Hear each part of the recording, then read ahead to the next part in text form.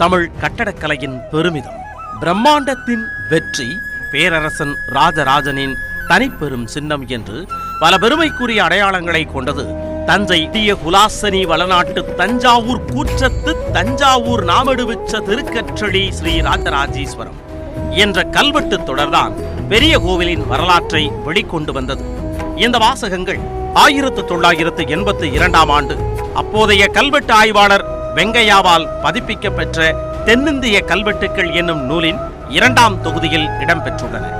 உறையூரை ஆண்டு கொண்டிருந்த சிற்றரசன் விஜயாலயன் தொடங்கி வைத்த பிற்கால சோழர் பரம்பரையில் அவனுக்கு பின் 150 ஆண்டுகள் கழித்து அரியணை ஏறியவன்தான் அருண்மொழி தேவன் எனும் ராஜராஜ சோழன். 2ஆம் பராந்தகன் என்ற சுந்தர சோழனின் 2ஆம் மகனான ராஜராஜ சோழன் பொதுயுகம் 985 ஆண்டு மணிமுடி சூட்டிக் கொண்டார். அப்போதுதான் ராஜராஜன் என்ற பட்ட பெயரையும் புனைந்து கொண்டார். தமிழக அரசியல் வரலாற்றில் ஒடிசா தொடங்கி 8 மீட்டர் சதுர அளவுடைய உயர்ந்த மேடையின் மீது 216 அடி உயரத்தில் ஸ்ரீ விமானம் எனப்படும் கருவறையும் அதன் மீதான விமானமும் சேர்ந்த கட்டுமானமும் அமைந்துள்ளது. விமானத்தின் கூடு பிரமிட் வடிவில் சதுரமாக தொடங்கி 13ஆம் நூற்றாண்டில் பெயர் தெரியாத ஒரு பாண்டிய வண்ணனால் உலகு முழுதுடைய நாச்சியார் என்ற பெயரில் பெரிய நாயகி அம்மன் சந்நிதியும் தஞ்சை நாயக்க மன்னர் வம்சத்தை தோற்றுவித்த செவ்வப்ப நாயக்கரால் சுப்பிரமணியர் சந்நிதியும் கட்டப்பட்டன. அதே செவ்வப்ப நாயக்கர் காலத்தை அடுத்து பிரம்மாண்டமாக ஒரே கல்லில் வடிவமைக்கப்பட்ட நந்தியும் அதன் மீதான மண்டபமும் கட்டப்பட்டுள்ளன. 18ஆம் நூற்றாண்டில் பிரகாரத்தில் உள்ள விநாயகர் ஆலயத்தை சரபோஜி மன்னர் கட்டினார். பொதுயுகம் 750ஆம் ஆண்டு 2ஆம் நந்திவர்மனால் கட்டப்பட்ட நந்திபுரம் என்ற நகரம் அழியவே அங்கிருந்த 1000 தளியில் இருந்த 108 லிங்கங்கள் பராமரிப்பு இன்றி கிடந்தன. அவற்றை எடுத்து வந்து திருமாளிகை பத்தியில் நிலை நிறுத்தியவரும் சரபோஜி மன்னர்தான் என்று கூறுகிறது 19ஆம் நூற்றாண்டைச் சேர்ந்த மராட்டிய ஆவணம். இறைவன் தட்சணாமூர்த்தி நடராஜர் எனப்படும் உருவங்களாகவும் அறிவு பெருவழி எனப்படும் அருவமாகவும் உருவம் அருவம் என அறிய முடியாமல் அருவுருவ நிலையில் உள்ள லிங்க வடிவத்தின் மூலமாகவும் 3 விதங்களில் உயிர்களுக்கு அருள் செய்வான் என்பது சைவ சித்தாந்தம். இந்த 3 நிலைகளில் அறிவு பெருவழி எனப்படும் சிதகாசக வழிபாட்டையே மகுடாகமம் விதந்து ஓதுகிறது. இந்த சிதகாசக வழிபாட்டையே பெரிய கோவிலின் கருவறையில் ராஜராஜன் அமைத்துள்ளான் என்கின்றனர் வரலாற்று ஆய்வாளர்கள். பெரிய கோவிலின் கருவறையில் லிங்கத்தின் மேற்பகுதியில் உச்சி வரை உட்கூடாக, அதாவது வெற்றிடமாக அமைக்கப்பட்டுள்ளது. இந்த வெற்றிடமே அறிவு பெருவழி. இதையே ஆடல் வல்லானாக பார்த்தான் ராஜராஜன். ஆக ஒரே இடத்தில் 3 வடிவங்களில் இறைவனை தரிசிக்க வழி செய்தார். கருவறையில் உள்ள லிங்கத்தை வழக்கம் போல் உடையார் நாயனார் என்று மட்டும் குறிப்பிடாமல் ஸ்ரீ ராஜராஜ தேவர் எழுந்தருள்வித்த தட்சிணமேரு விடங்கர் என்றும் தட்சிணமேரு விடங்கரான ஆடல் வல்லார் என்றும் கல்வெட்டுகளில் குறிப்பிட்டுள்ளான் ராஜராஜன். இதை உறுதிப்படுத்தும் விதத்தில் முதல் பிரகாரமான சாந்தாரச் சுற்றில் ஆடல் வல்லானின் இயக்கத்தை அடையாளப்படுத்துவதற்காக நடனத்தின் 108 கரண சிற்பங்களை வடிக்கத் தொடங்கி அவற்றில் 81 சிற்பங்கள் இடம்பெற்றுள்ளன.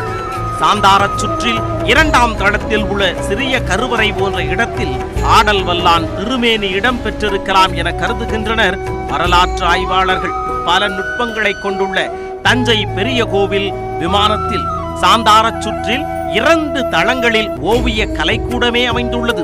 ராஜராஜன் காலத்தில் வரையப்பட்ட முழுமையான சுந்தரர் வரலாறு தில்லை பெருங்கோவிலில் ராஜராஜனும் அவனது தேவியரும் வழிபடும் காட்சிகள் ராஜராஜன் கருவூத்தேவர் என கருதப்பட்டு இன்று வரை விவாத சோழர்கால படிமக் கலைக்கு எடுத்துக்காட்டாக கோவிலில் உள்ளன.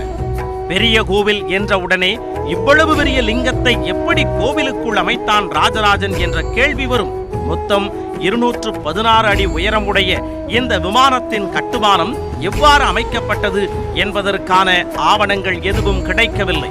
கோவிலின் தளத்தில் லிங்கத்தை முதலில் அமைத்து அதன் பிறகே விமானம் கட்டப்பட்டுள்ளது என்கின்றனர் வரலாற்று ஆய்வாளர்கள்.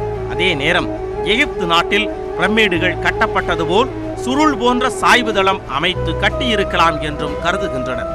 விமானம் உயர உயர அதே உயரத்திற்கு மண்மேடு அமைத்து விமானம் கட்டப்பட்டிருக்கலாம் என்றும் கட்டுமானம் நிறைவுற்ற பின்பு மண்மேடை அகற்றுதல் எளிது என்றும் கூறுகின்றனர். சமீப காலம் வரை கோவிலுக்கு தென்புறம் 1.5 கிலோமீட்டர் தூரத்திற்கு நீண்ட மண்மேடு இருந்ததாகவும் இந்த மண்மேடு விமானத்தை சுற்றி சுருள் வடிவில் அமைக்கப்பட்ட மண்ணாக இருக்கலாம் என்றும் கூறப்படுகிறது. ஆடல் வல்லான் என்ற சொல்லை அதிக அளவில் பயன்படுத்திய ராஜராஜனின் முதல் கல்வெட்டு சண்டீசர் கோவிலுக்கு எதிரே கோவிலின் அதிஷ்டானம் முழுவதையும் அவன் பொன்னால் கவசமிட்டான் என்ற கல்வெட்டு ஒன்றே அவன் அளித்த கொடையின் பிரம்மாண்டத்தை காட்டி நிற்கிறது. கோவிலில் தினசரி இறைவன் முன்பு ஆடல் மூலம் வழிபாடு செய்ய 477 ஆடல் மகளிர், 12 நட்டுவனார்கள், கானம் பாடுபவர்கள் 5 பேர், புல்லாங்குழல் இசைக்க 3, தமிழ் பாட 3, ஆரியம் பாடுவோர் 3 என 700க்கும் மேற்பட்ட இசை கலைஞர்கள் நியமிக்கப்பட்டனர். கோவில் நிர்வாகத்திற்கு 190 பணியாளர்கள் நியமிக்கப்பட்டனர். 118 ஊர்களில் இருந்து தேர்வு செய்யப்பட்ட காவலர்கள் பாதுகாப்பில் ஈடுபட்டிருந்தனர்.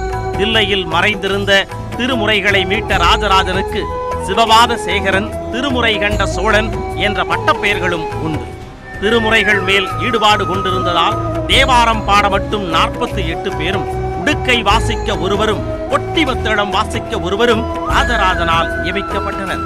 திருஞான சம்பந்தன், திருநாவுக்கரையன், ஆரூரன், எடுத்தவாதம், சிவக்கொழுந்து, கபாலிகவாரி, பெண்ணோர் வாகன் என இந்த 50 பேரின் இயற்பெயர்களும் சைவ சமயத்தோடு தொடர்புடையனவாக குறிப்பிடப்பட்டுள்ளன.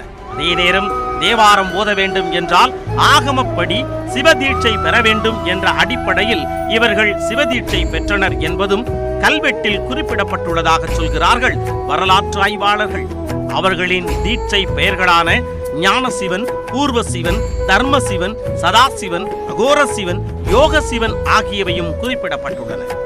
சோழர் காலத்திற்கு பிறகு நாயக்க மன்னர்கள் காலத்திலும் அதன் பின் மராட்டிய மன்னர்கள் காலத்திலும் பெரிய கோவில் பல்வேறு ஏற்றங்களையும் மாற்றங்களையும் பெற்று மேம்பட்டுள்ளது. 2 காலகட்டங்களைச் சேர்ந்த ஓவியங்கள், செப்பு திருமேனிகள் இன்றளவும் கோவிலில் உள்ளன. 19ஆம் நூற்றாண்டு வரை பெரிய கோவிலில் 5 தேர்கள் ஓடியதற்கான ஆவணங்கள் உள்ளன. 1818ஆம் ஆண்டில் நடந்த தேரோட்டத்தில் தேர் இழுப்பதற்காக 27,394 நபர்கள் வந்துள்ளனர் என்கிறது ஒரு வரலாற்று ஆவணம். அதன் பின் பராமரிப்பின்றி தேர்கள் பழுதுற்றன.